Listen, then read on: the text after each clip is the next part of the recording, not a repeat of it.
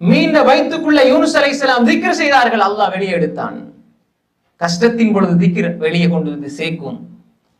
நெருப்புக்குள்ள போடப்பட்ட இப்ராஹிம் செய்தார்கள் ஸல்லல்லாஹு அலைஹி வஸல்லம், அல்லாஹ் அவர் மீது ஸலவாத் சொல்ல வேண்டும்.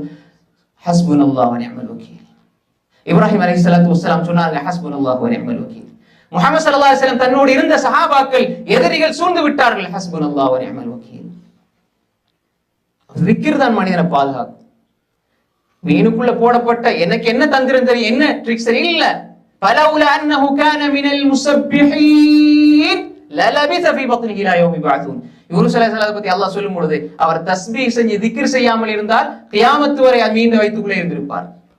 குர்ஆன் திக்ர் மனிதனை பாதுகாக்கும்.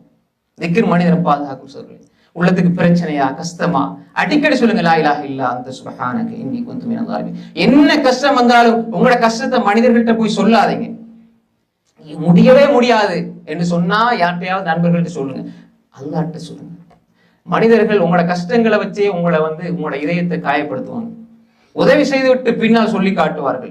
நீங்க கஷ்டம் நண்பர் என்று நினைத்து ஒன்றை சொல்வீர்கள், அவர்கள் உங்கள் பகைவரிடத்தில் அதை சொல்லி உங்களை இழிவுபடுத்துவார்கள். நண்பனாக இருக்கும் பொழுது ரகசியத்தை பாதுகாப்பார்கள், உங்களை விட்டு பிரிந்தால் நீங்கள் சொன்ன ரகசியத்தை வைத்தே உங்களை இழிவுபடுத்துவார்கள். மனிதர்களை சார்ந்திருக்க வேண்டாம், மனிதர்களை நம்பிவிட வேண்டாம். அல்லாஹ் பாதுகாத்தவர்களை தவிர, அல்லாஹ்வுடைய திக்ருக்கு உதவியாக இருக்கிற மனிதர்களை தவிர வேற யாரோடையும் நீங்கள் பழக வேண்டாம். மனிதர்களோடு பேசுகின்ற வார்த்தைகள் எல்லாமே சாக்கடை. ஏண்டா அல்லாஹ்வுடைய திக்ரை விட்டு உங்களை தூரமாக்கும் என்றா அது சாக்கடை சோதர்களே.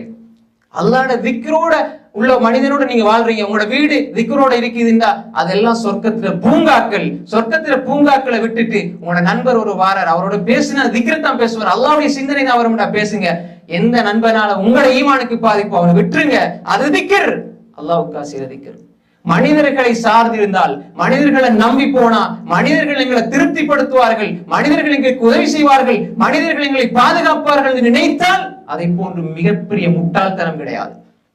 ஒவ்வொரு மனிதனும் அப்படித்தான். தனக்கு யாரை பிடிக்குதோ பாராட்டுவார்கள், யாரை பிடிக்கலையோ அவர் எவ்வளவு நல்லவராக இருந்தாலும் தூக்கி குப்பையில போட்டுருவாங்க. மனிதர்கள் நல்லது அவர்களுக்கு செய்தால் அவர்கள் உங்களை பற்றி பாராட்டுவார்கள், புகழ்வார்கள். நீங்க நல்லது செய்கிறீங்க ஆனா உங்களை பிடிக்காது என்றால் உங்களை விமர்சித்துக் கொண்டே இருப்பார்கள், கட்டம் கட்டமாக மாறுவார்கள். இன்றைக்கு நீங்க ஒருவர் நேசிப்பீங்க, நாளைக்கு அவரை எதிரியாகிடுவார். எனவே மனிதர்களுடைய நிலை ஒன்றாக இருக்காது. ஆனால் அல்லாஹ் பாதுகாத்த திக்ருக்கு உதவியாக இருக்கின்ற அல்லாஹ்வுடைய அச்சத்தோடு வாழ்கின்ற நண்பர்கள், அதையும் ரசூலுல்லாஹ் சொன்னாங்க, நல்ல நண்பர்கள் கஸ்தூரி விற்கிற வியாபாரியை போன்று. அவன் கஸ்தூரி உங்களுக்கு தராட்டியும் அவனுக்கிட்ட போன அந்த வாசமாவது கிடைக்கும். அதனால எப்பொழுதுமே திக்ரோட வாழுங்க, அல்லாஹ் உங்களை பாதுகாப்பான். என்ன கஷ்டம் வந்தாலும் அல்லாஹ் இடத்துல கையேந்துங்க, அதுக்கு புறம் மனிதன் போங்க. நாங்க கஷ்டம் வந்தோடனே ஓடி முதலாவது எல்லாத்தையும் புலம்ப வேண்டிய எல்லாத்தையும் புலம்பியாச்சு. பொறுமை செய்யுங்க, பொறுமை செய்யுங்க, பொறுமை செய்யுங்க, உங்களோட உரிமையை விட்டு விடாதீர்கள். ஆனால் கஷ்டங்களை அல்லாஹ்விடம் முறையிடுங்கள். வாழ்க்கையில் கஷ்டம் இல்லாதவர்கள் யாரும் கிடையாது. உள்ளத்தினுடைய ஆழத்திலே காயங்கள் நிறைந்திருக்கின்ற பொழுது, கண்ணீர் வெளிப்பட்டு கைகள் உயர்கின்ற பொழுதுதான் அல்லாஹ் தஆலா ரசிக்கின்றான். அதை அல்லாஹ் அதை ரசித்து பார்க்கிறான். ரஜுலுன் தக்கரல்லாஹ காலியன் ஃபஃபாதத் ஐனா, நீ கண்ணீர் வடித்து தனிமையில் எனக்காக திக்ரை செய்தால் உன்னை நான் எல்லோரும் பார்க்கின்ற அரிசின் நிழலை உனக்கு தருவேன்.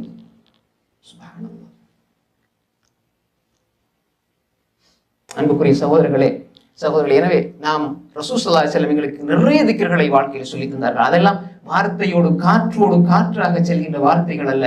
அந்த ஒவ்வொன்றும் சுப்ஹானல்லாஹ், நீ தூய்மையானவன், நீ எந்த குறைகளும் இல்லாதவன், நீ மிகப்பெரியவன், நீதான் உயர்ந்தவன், உன்னை தவிர வேற யாருமே வணங்குறதுக்கு யாருமே கிடையாது என்று உள்ளத்துல உணர்ந்து உணர்ந்து உணர்ந்து சொல்லி பாருங்க. சுப்ஹானல்லாஹ், அது உங்களை பாதுகாக்கும்.